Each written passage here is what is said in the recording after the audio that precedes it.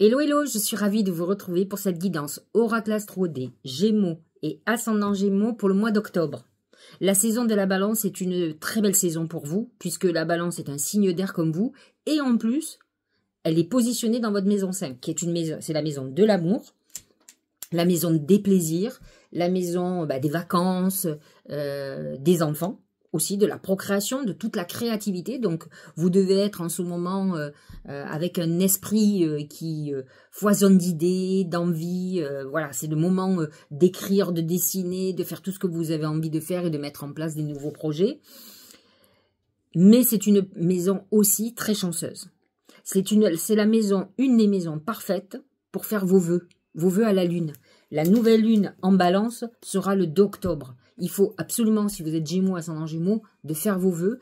Elle est protégée, elle est mise, elle est, comment dirais-je, vous aurez beaucoup plus de chances sur cette nouvelle lune d'être entendu par vos guides, par l'univers, par Dieu, par vos saints, par qui vous voulez.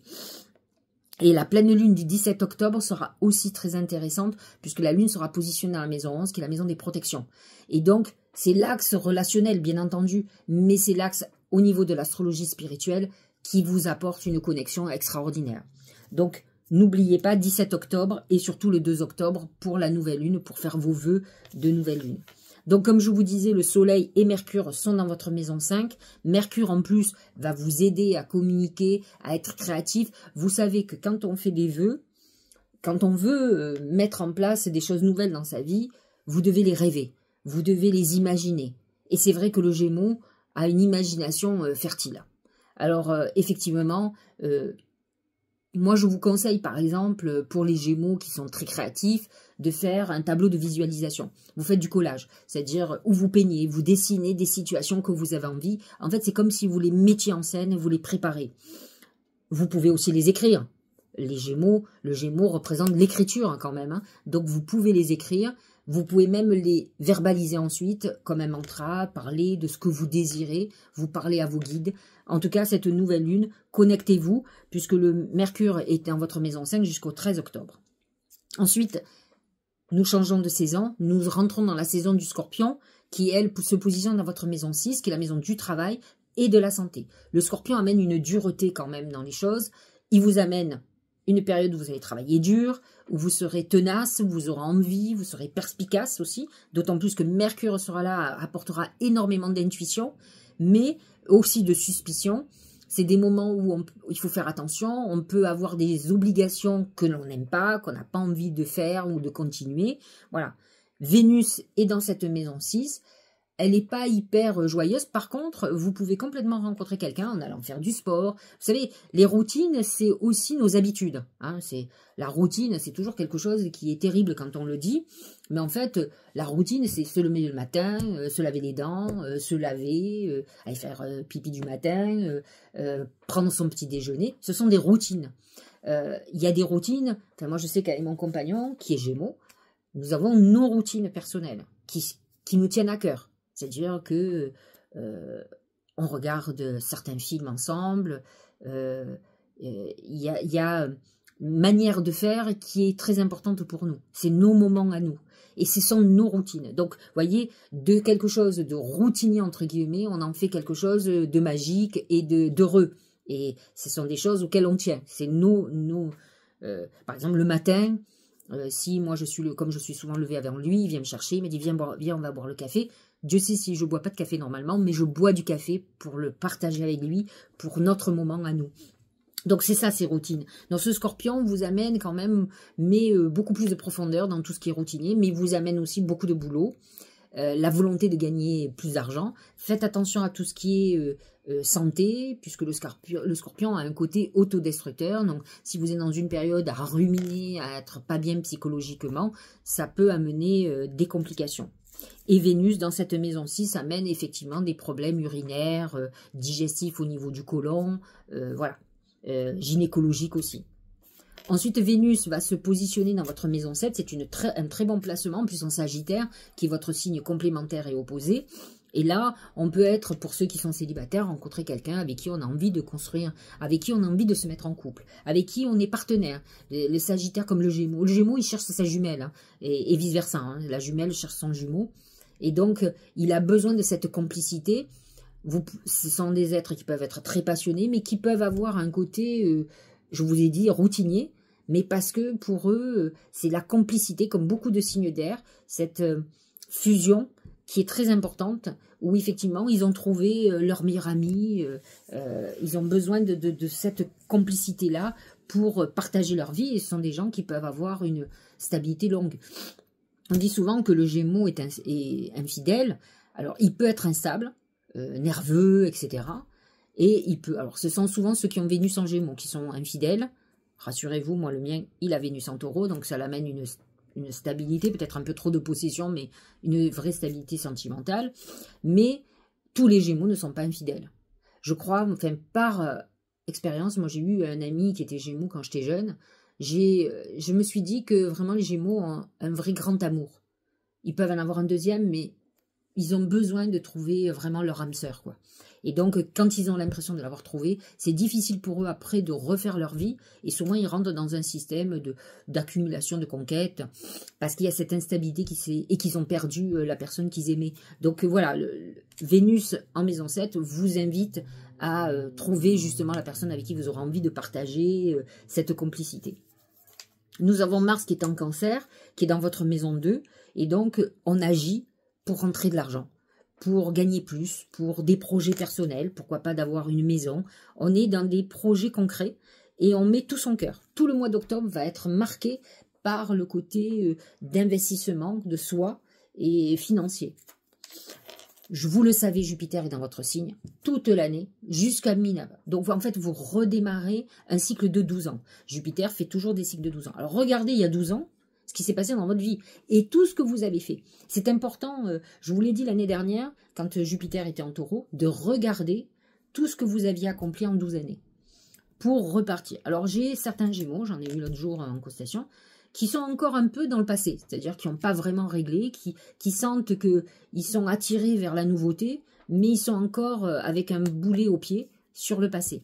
Donc, en fait, ces gens-là auront certainement quelque chose qui se débloquera beaucoup plus en début d'année, où ils sentiront que ça y est, le renouveau est enfin arrivé, que vraiment Jupiter agit sur eux. Autrement, certains, c'est lorsque Jupiter sera passé en Cancer, donc la deuxième étape, qu'effectivement, ils sentiront que tout bouge. Moi, je sais que lorsque Jupiter a été en Vierge, j'ai pas eu l'impression, alors plus moi, toutes les planètes sont à partir de 15 degrés, donc c'est vraiment ces deuxième et troisième décans.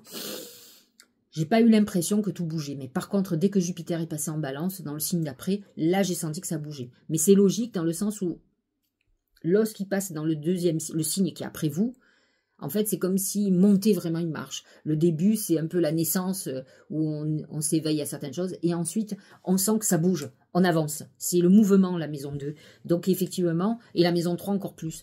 Donc, effectivement, on sent que les choses commencent à bouger. On est à la deuxième étape de notre cheminement sur 12 années. Vous avez le Taureau qui est toujours dans votre maison 12. Alors, c'est pas le top. Là, ça touche les derniers décans. Ceux qui sont presque Cancer, ceux qui sont autour du 16-17 juin. Et donc, effectivement, il peut y avoir des événements qui bougent vraiment. Vous pouvez avoir des moments, psychologiquement parlant, difficiles. Il peut y avoir, attention, à des problèmes psychologiques, des problèmes de santé que vous n'attendez pas, qui peuvent changer la donne et qui peuvent vous immobiliser. Pour certains, vous sentirez que les choses ne bougent pas, elles poussent, et pour le moment, vous avez eu plus des événements imprévus, d'épreuves qu'autre chose. Les planètes en Poisson sont dans votre maison 10. Alors, le Poisson n'est pas en harmonie avec votre signe, hein, bien entendu. Vous avez J'ai souvent des Gémeaux avec des Poissons. En fait, ils ne se comprennent pas, hein, de toute façon. Ça peut bien matcher au début, mais c'est compliqué au bout d'un moment. Donc, nous avons Neptune qui est là depuis un moment. Vous avez pu avoir des désillusions professionnelles, des attentes très importantes, même si Neptune en Poisson est chanceux à la base. Mais il peut amener des trahisons, des désillusions professionnelles. Là, il touche le dernier décan, donc ceux qui sont pratiquement Cancer, effectivement, ceux qui sont du 19 juin, du 20 juin. Et donc, effectivement, vous pouvez être dans cette phase-là, et même de nébulosité, où vous ne savez pas vraiment ce que vous voulez faire, vous avez vos ambitions, mais vous ne savez pas où aller. Et Saturne qui va vous recadrer. Il va vous amener à prendre des responsabilités, à avancer. Le Gémeaux, tous les Gémeaux, ils sont soit très ambitieux, mais ils font rien. Ils procrastinent beaucoup parce qu'ils partent dans tous les sens. Ou alors, c'est vraiment des bons fonctionnaires. C'est-à-dire qu'ils sont plan-plan, ils sont dans leur petite vie et finalement, ils rêvent et ils ne concrétisent pas. Ça, c'est un des problèmes. Alors, des signes d'eau et des signes d'air. Ceux qui sont les plus concrets, ce sont les signes de feu et les signes de terre qui agissent. Le signe de feu agit et le taureau et les signes de terre, ils veulent du concret, donc ils font les choses concrètes. Mais les Gémeaux, enfin, les signes d'air et les signes d'eau, ils sont dans le rêve.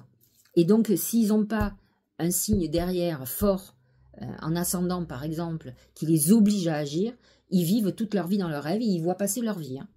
Donc c'est vrai que c'est compliqué. La Jupiter va vous obliger à avancer, à travailler une part de vous. Alors il faut savoir quand même que c'est un signe double. De toute façon c'est des jumeaux et des gémeaux. Ils sont 2 déjà, et parfois 4, croyez-moi. Donc là, c'est la meilleure version de vous-même qu'il faut que vous trouviez. C'est-à-dire qu'il faut aller, ces 12 années-là, il ne faut pas que vous les loupiez. Vous dites, voilà, j'ai fonctionné comme ça pendant des années, je vais fonctionner comme ça. Je vais utiliser tout ce qu'il y a de meilleur à moi. Et Dieu sait si les Gémeaux ont des capacités extraordinaires, ils ont beaucoup de talent, ils savent faire beaucoup de choses, ils sont très doués, mais ils finissent jamais les choses. Ils sont dans la facilité, un peu comme une feuille au vent, vous voyez, ils se laissent vivre, ils sont dans le plaisir. C'est des enfants, c'est des ados attardés, quoi, donc qui ne grandissent pas dans leur tête et qui ont toujours le temps. Et un jour, ils se réveillent et ils se disent, bah, j'ai plus le temps, ou je suis pas un ado. Et qu'est-ce que j'ai fait? Et c'est dommage que quand on est doué, bah, de ne pas avoir travaillé son don. Vous n'avez, par exemple, prenons l'exemple des artistes, vous n'avez aucun artiste qui est aujourd'hui au sommet qui ne travaille pas. C'est-à-dire qu'il a un don naturel, exceptionnel, et il bosse, quoi. Et il bosse, il chante, il danse, il fait des heures et des heures. Celui qui croit que bah, parce que j'ai des dons, je ne dois rien faire, il se trompe, il va rester médiocre. Il a un potentiel qu'il n'utilise pas. Donc, effectivement, c'est très Gémeaux. Et là, vous avez une chance de repartir pour 12 ans, vraiment exceptionnel. Donc, c'est le moment ou jamais d'y aller. Capricorne, maison 8, maison de transformation importante. Là, aujourd'hui, ça touche surtout le dernier décan. Il va bientôt aller en Gémeaux. Là, ça sera parfait pour vous. Il va passer dans votre maison 9 qui amène une transformation au niveau de votre vision et vous verrez beaucoup plus large. Là, maison 8, ça a été un travail de digestion très importante, de transformation à plein de niveaux. Je vous le dis, là, ça touche vraiment ceux qui sont du 20 juin. Et donc, on est dans cette phase, mais c'est bientôt fini. À partir du 2 novembre, ça vous lâche et vous regarderez ce qui s'est transformé dans votre vie, en tout cas en vous. Parce que c'est ça, hein, surtout. Alors, je vous ai parlé des lunes. Je vous ai conseillé de faire vos vœux. Parce que c'est vraiment un truc exceptionnel. La tortue. La tortue représente plusieurs choses. Le déménagement. Vous pouvez être actuellement dans une phase de déménagement. Ou vous pouvez partager votre vie entre 2 endroits. Ça peut être complètement nouveau. Comme vous pouvez être en train de faire des travaux chez vous. De rénover. Par contre, attention. La tortue représente aussi pour certains une période un peu dépressive, où il y a des obstacles, où on est en épreuve, c'est-à-dire qu'on peut avoir un problème juridique, certaines choses qui freinent votre avancée. La tortue a une lenteur. La seule chose que vous devez vous rappeler, c'est que de toute façon, quand elle est sur un chemin, elle va jusqu'au bout. Rappelez-vous, la tortue et le lièvre. C'est elle qui a gagné au bout du compte. Parce que le lièvre pourrait représenter le Gémeaux.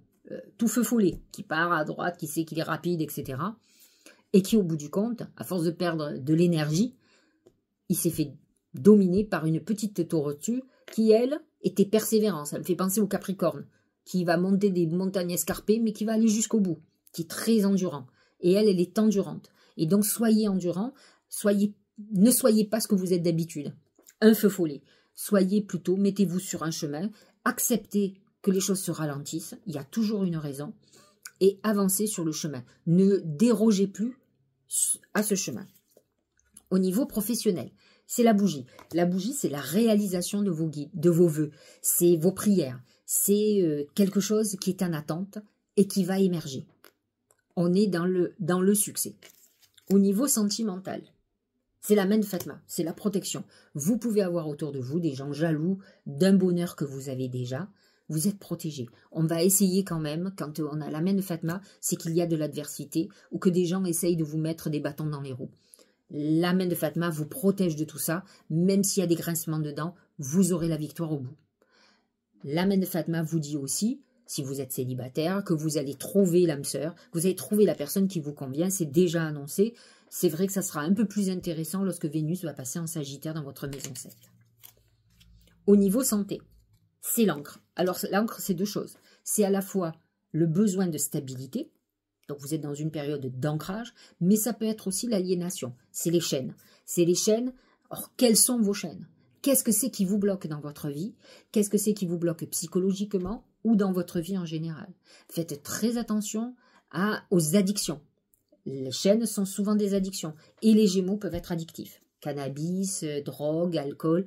Il y a, je vous l'ai déjà dit, dans les Gémeaux, il y a le bon et le mauvais, le petit génie. Vous savez, comme dans les dessins animés, vous avez le petit ange et à l'autre côté, vous avez le démon. Eh bien, c'est ça le Gémeaux. Et donc, si vous êtes tourné vers le démon, vous allez faire tout et n'importe quoi. Moi, je connais des Gémeaux qui sortaient, qui boivent comme des trous, etc. Bon, les conséquences, vous allez les avoir à un moment donné. On paye toujours l'addition à un moment donné, hein, vous, moi, tout le monde. Hein. Et donc, là, vous êtes dans une chaîne, dans la chaîne de l'addiction, quelle qu'elle soit. Et donc, à vous d'en sortir, de travailler là-dessus pour retrouver un juste équilibre. Alors, j'ai demandé à mes guides comment la chance allait se manifester ce mois-ci, et c'est très intéressant ce qu'il me dit. C'est l'aigle. L'aigle, dans le mar de café, représente le Gémeaux. En plus. Donc déjà, il vous dit, sois toi-même. Mais moi, j'ai envie de vous dire, sois toi-même dans ta meilleure version, on est bien d'accord. Et en fait, l'aigle représente l'ascension spirituelle. En fait, vous êtes dans une époque où il faut que vous vous éleviez. Il faut que vous vous intéressiez à des choses plus élevées, que vous montiez en vibration. Et monter en vibration, c'est aussi utiliser vos talents. Regardez dans quoi vous êtes doué et creusez. Allez-y, ne doutez pas de vous, reprenez confiance et lancez-vous. Vous êtes dans une très belle période d'évolution. N'oubliez pas que Jupiter est dans votre signe et pour vous rappeler quelque chose, c'est important la symbolique et de comprendre. Vous savez, dans l'univers, tout est symbole. C'est comme ça fonctionne comme ça. Donc, c'est pas un hasard que chaque animal, chaque chose représente quelque chose. L'aigle représente les empereurs et représente Jupiter. Il se trouve que Jupiter est dans votre signe. Et donc, vous êtes protégé. Ce Jupiter-là qui est là fait que de toute façon, c'est votre année. Et que quoi que vous fassiez, vous retomberez sur vos pieds. Alors profitez, utilisez cette chance, cette évolution pour changer votre vie et pour aller vers la meilleure version de vous-même, pour vous élever le plus haut possible.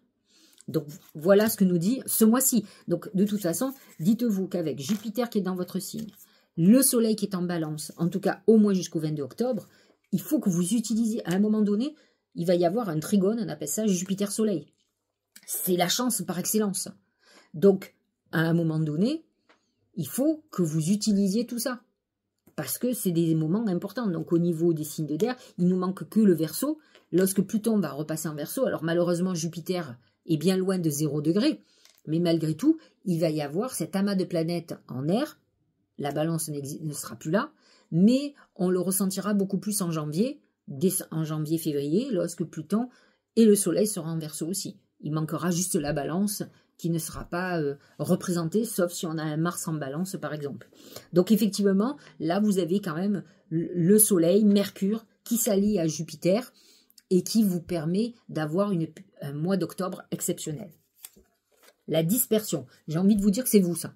Le Gémeaux est très dispersé, comme le Sagittaire d'ailleurs. Négativité diffuse, rétablissement de l'harmonie, circulation, revitalisation, dissolution des divisions, éclaircissement. Effectivement, vous êtes dans une période de clairvoyance. Vous voyez les choses beaucoup plus claires. Vous êtes en train de vous réveiller. C'est Jupiter qui vous met la lumière devant vous. Et il faut savoir que le Gémeaux, dans la symbolique astrologique, c'est de chercheur de la vérité. Et donc, vous êtes quelqu'un de curieux qui cherche les choses et qui vient de les trouver. Toute la nébulosité, tout ce que vous avez cru comprendre à une époque, c'est plus ça. Donc vous êtes une nouvelle personne qui est en train de démarrer et ça va vous permettre d'être beaucoup moins dispersé et d'éliminer ce qui est négatif dans votre vie. Donc ça, c'est plutôt très très bien. Regardez, la réponse, on est dans le même, vous voyez, quels que soient les oracles, ils sont en harmonie. Hein. Écoutez votre cœur, regardez en vous, alors tout s'éclaire. Je viens exactement de vous dire que ce sont des chercheurs de vérité. La vérité représente la lumière.